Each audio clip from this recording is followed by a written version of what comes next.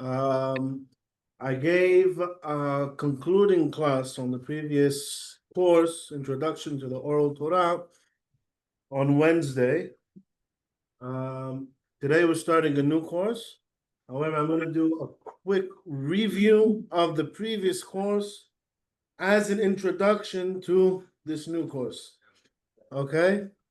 So, we started with the Berit, the covenant in Horeb, year 2448 from creation. That's year 1312. Right? That's when we made the covenant with God in Sinai. 40 years in the desert. It goes from Yehoshua, starts with Moshe and Yehoshua, the period of the Nevi'im, and then we get the destruction of the temple. Jews go into exile to Babel. They come back with Ezra and Zerubbabel, and they found the Anshe Knesset HaGdolah, the men of the Great Assembly. This is around here minus 312. Okay? From Anshe Knesset HaGdolah, the court separates into, there's now two heads of the court, two presidents of the court, right? And this is called Kufat HaZugot, the pairs. Up until now, we have 0 mahlokot in the court. If there's any mahloket, any dispute between the Hachamim, they settle it with a vote. Same here, also in the times of the Zugot, except for one mahloket that they didn't settle. They carried this mahloket on for 5 generations, all throughout Kufat HaZugot, until we get to Hillel HaZaken, Hillel and Shammai. Right? Hillel and Shammai, they now have 3 mahlokot, all right, which they didn't settle. And from here, we move into the era of the Tanaim. Is that why you say 2 Jews, 3 opinions? 2 Jews, there you go. There you go. Can you tell us what those 3 were? Well, the one was a semicha, the other 2 new ones that came in times of Hillel and Shammai, they're things that have to do with purity and impurity, Tumah and Tahara. I don't remember exactly what. But that wasn't the key. Divorce. Well, divorce in the one that was in times of Ezra. But from what you were teaching us, that was not the key. The important part was the lineage and why and when. Okay, so now we move into the Tanaim, and from the Tanaim you have the students of Hillel, which is actually his descendants, right? Bet Hillel is Rabban Shimon, and then his son Rabban Gamliel HaZaken, and his son Rabban Shimon ben Gamliel, and his son Rabban Gamliel, the son of Rabban Shimon ben Gamliel, and then his son Rabban Shimon, the son of Rabban Shimon ben Gamliel, which is the son of Rabban Gamliel. All right? Until we get to the Yehudah HaNasi, Rabbeinu HaKadosh, HaNasi, who put together the Mishnah. Well, what's important about Rabbeinu HaKadosh is that he also comes from the competing lineage, which isn't a lineage of father and son, it's teacher and student. It starts with Rabban Yochanan ben Zakkai. He was the president of the court during the times of the destruction of Jerusalem, right? The second temple.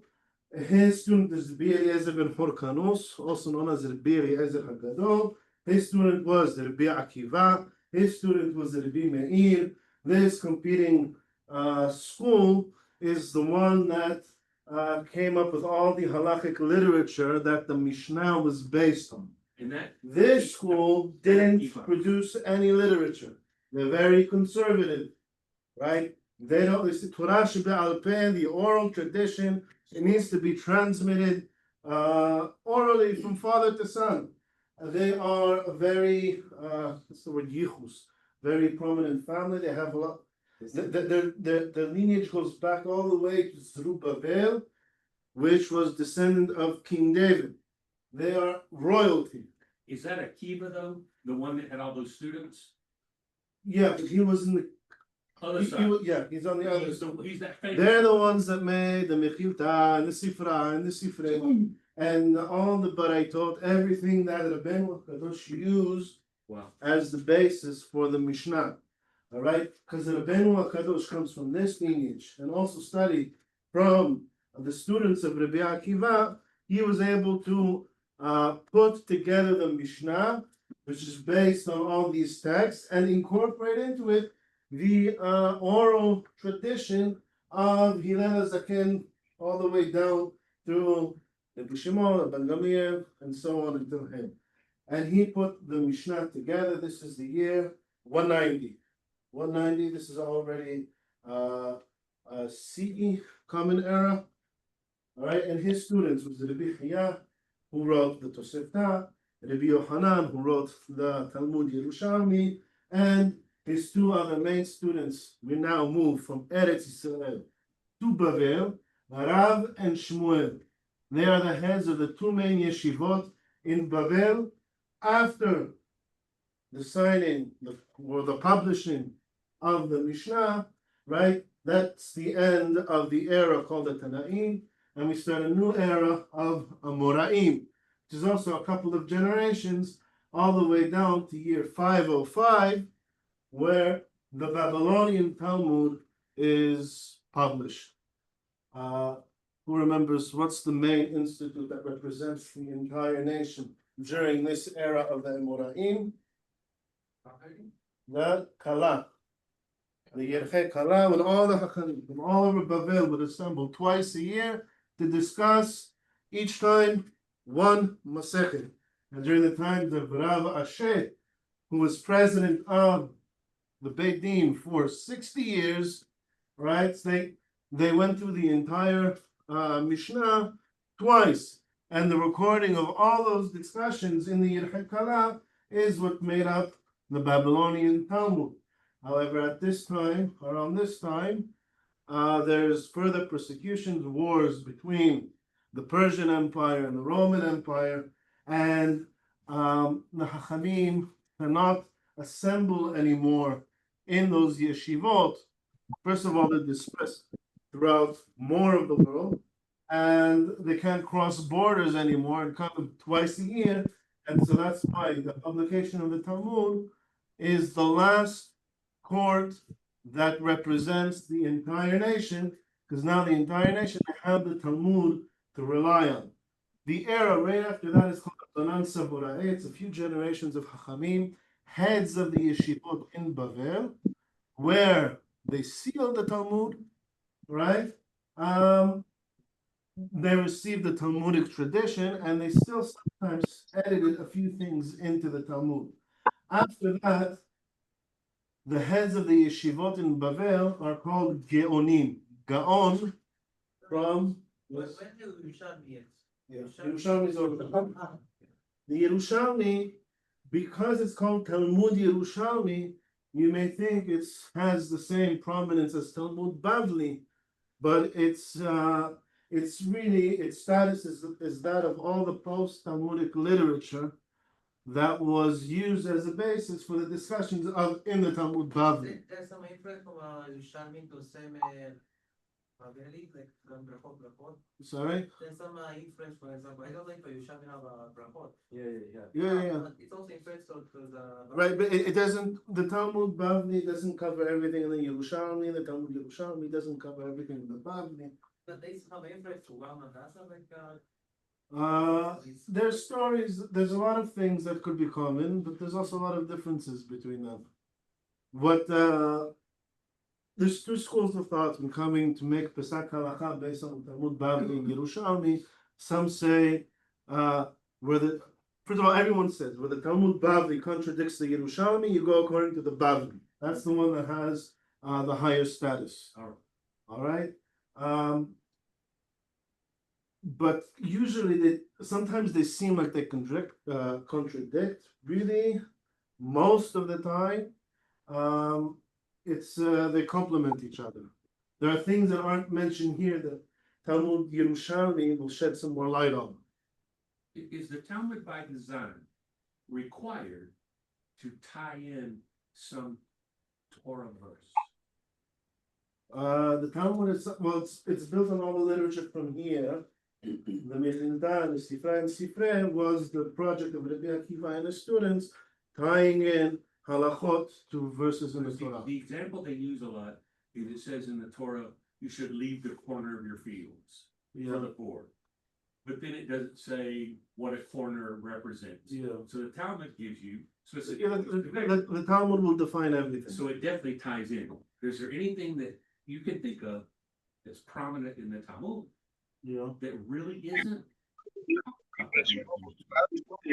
Sure. Anything that is the rabbinic enactment that's not necessarily tied into the verses. It's all included in the Mishnah includes anything new that came up during these generations and incorporated into the Mishnah.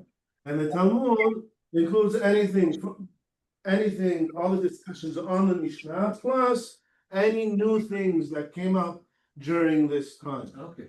All right, and now we're still in Babylon, and all the heads of the yeshivot after the publishing of the Talmud, they're called Geonim.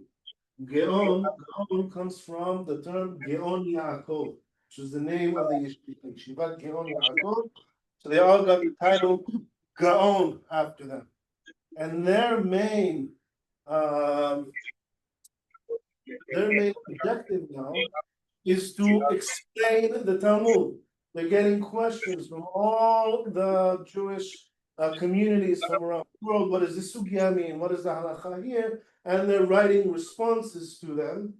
And all those questions and responses are being collected, and that generates all the responses of the Geonim literature. Many books on the responses of the Geonim.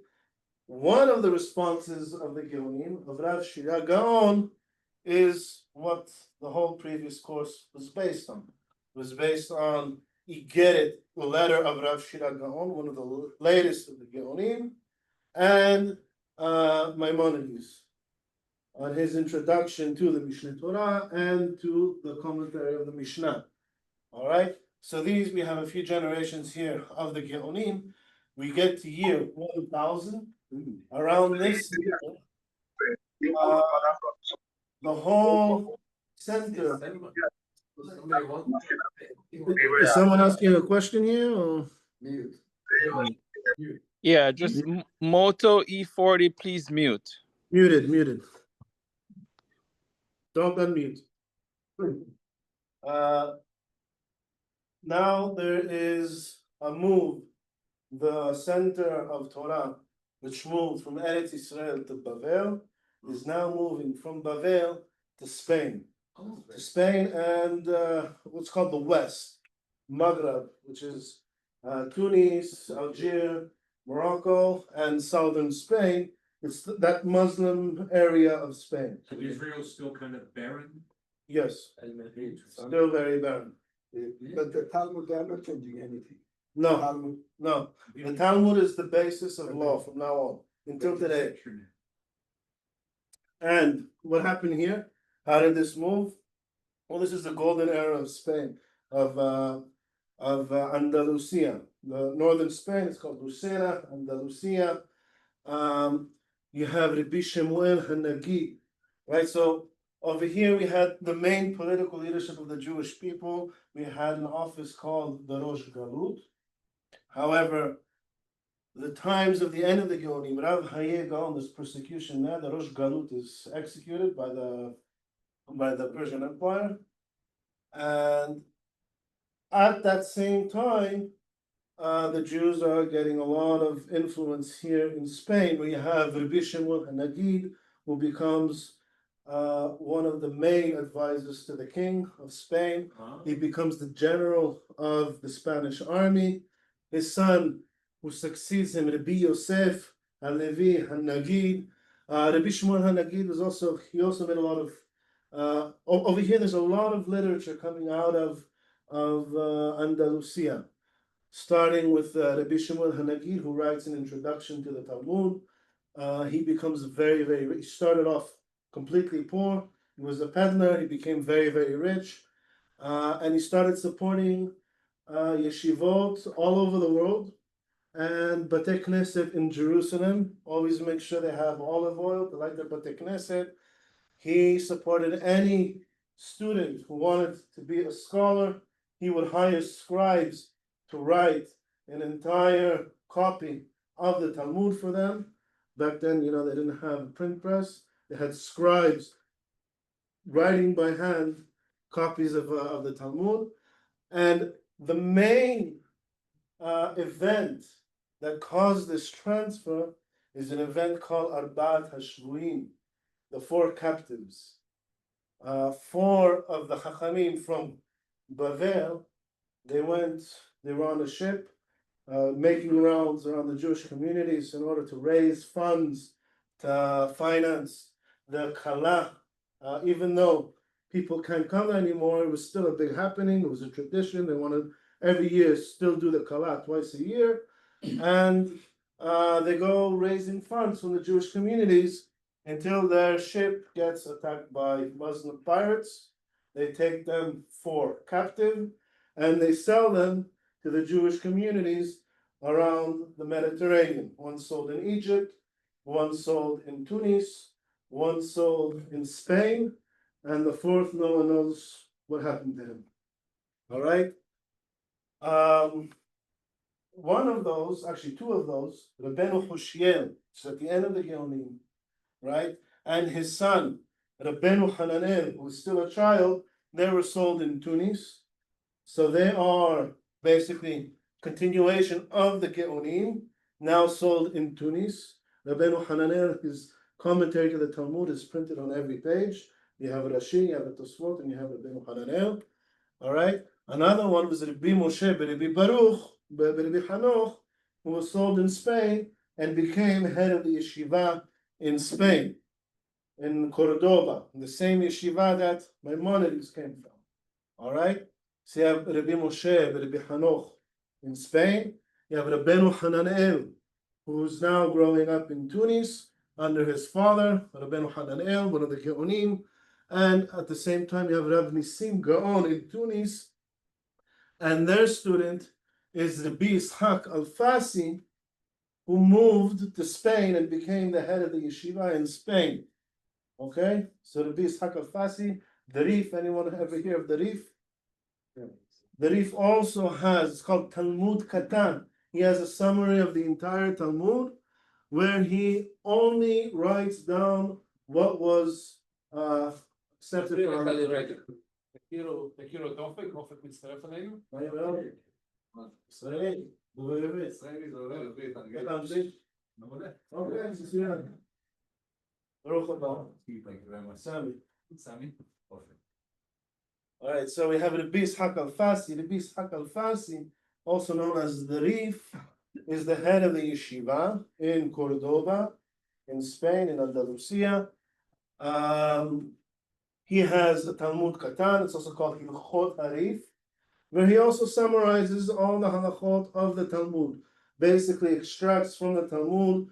It's published at the end of every Masechet, all the way at the end, you have Hilchot Harif. It's actually word for word the Talmud, where he just doesn't copy the discussions, only the bottom line. Okay? And his student is Rabbi Yosef HaLevi ibn Megas. That's the student that succeeds him. He also wrote a nice commentary on the Talmud. But the Rif had many students. Many of them became very famous. Rabbi Yehudah HaLevi, the author of Sefer HaKuzarim, Rabbi Abraham ibn Ezra, right? Rabbi Shlomo ibn Geviro. These students of his, they wrote books on philosophy. They wrote books on Judaism. Rabbi Shlomo ibn Geviro actually wrote books on non-Jewish philosophy, just philosophy in general. He even got a Latin name recognized by the general public. Rabbi Yehudah HaLevi's book, Sefer HaKuzarim, has become one of the foundational books on Jewish thought. We'll be discussing some of his things in this course. All right. His students, they were also all great poets. They published hundreds and thousands of poems. A lot of it's been incorporated into the Tefillah of Yom Kippur. Anyone pray with the Sephardim in Yom Kippur? They have the long Kiddusha that they put in the middle of Yom Kippur. That's all Rabbi Yehudah HaLevi right? It says Uvchen Akdishach Melech. That's all Rabbi Yehudah Halevi. Piyutim. Poet piyutim. Yeah, a lot of tons of piyutim, not just religious piyutim, also general songs, poems on anything. He probably wrote like an average of like 10 poems a day, every single day of his life. All right. At the end, he comes to Eretz Yisrael and he dies here in Eretz Yisrael. What is the difference between a regular poem and a piyut? Really? A piyut, I would say, is more like a religious poem, Okay. like a Jewish one. He also wrote love and beauty and Okay. Yeah. nature. The successor of Rabbi Yitzhak Alfasi is Rabbi Yosef Halevi ben Megas, also a great Chacham. His student is Rabbi Maimon Hadayan, right, the father of Maimonides, and his son Rabbi Moshe Bar Maimon, who wrote the Mishneh Torah, which is the bottom line of every single halacha and discussion in the Talmud, with all taking into account all other halakhic literature that was developed, right? All the answers of the Geonim. He has this one book that covers all 613 misvot, 1,000 chapters exactly. 13 chapters. And this is all in the Mishneh Torah, which was published around the year 1170, about 850 years ago. Okay, and this is really the last step in the evolution of the oral tradition, the Torah Shebe'al Peh. And now the next step in the evolution of the Torah Shebe'al Peh should be reinstituting the Supreme Court of Israel, right, which was commanded by Moshe, going back to here, having our original Supreme Court. Sami, so the Mishneh Torah is part of the Talmud? Or It's basically, it's a summary, it's the bottom line. It's one of the only books Maimonides actually wrote in Hebrew originally. All his other books he wrote in Arabic. The commentary to the Mishnah is in Arabic. He wrote a book on linguistics and philosophy, which is in Arabic. He wrote the Moreh Nevuchim, which we'll be just also discussing a lot in this course, bringing things from the Guide from the Perplexed, which is written in Arabic. Also, Rabbi Yehudah Levi, his book Sefer Kuzari, was written in Arabic. That was we'll call it the academic language of the time, right? So anyone who wrote something philosophical or something, with general knowledge in it, it would always be in Arabic. Because they were in Andalusia? Is that why? Because they were in Andalusia. Europe at the time was like Dark Ages.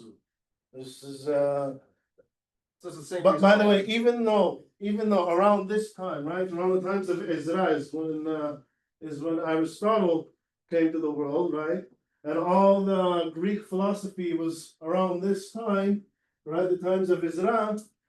It was completely lost. By the way, the only thing we know about Greek philosophy today comes from the Arabs. From the Arabs preserved by translating all of Greek philosophy into Arabic, they preserved the philosophical tradition of the West.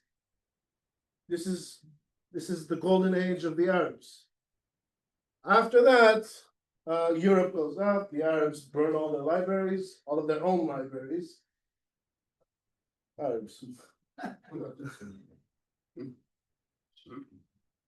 And they go down. Maimonides was a physician, he was the personal physician of the Sultan of Salah ad-Din. It's such a crazy way. How does that happen? It was a religious issue or? Yeah. Maimonides was born in Spain. He fled Spain, went to Morocco, because it's funny, actually went to Morocco because the reason why he fled Spain was the Almohadin from Morocco, from North Africa, invaded Spain. They were like the ISIS of the time. Basically, every generation there's some ISIS in the Arab world. And they're destroying Jewish communities, they're burning down libraries. he ends up coming here to Eretz Israel for a very short period. The land of Israel now, this is during the Crusades, right? He's torn between the Muslim world and the Christian world, and he goes down to Egypt. And over there, he eventually becomes the personal physician of Salah ad-Din, who was fighting the Christians at the time in the Crusades. All right, this is around year 1170, when he settles in Egypt, sits down and publishes the Mishneh Torah. All right, and today we will start studying the Mishneh Torah from the beginning. We're going to skip the introduction, because the introduction basically covers the entire course that we were studying previously. And we will start now with Hilchot Yesodei HaTorah. No, I didn't leave myself a copy. Where's Kenchiki? Sham. By the way, in the introduction to the Mishneh Torah, he lists all of the 613 mitzvot. So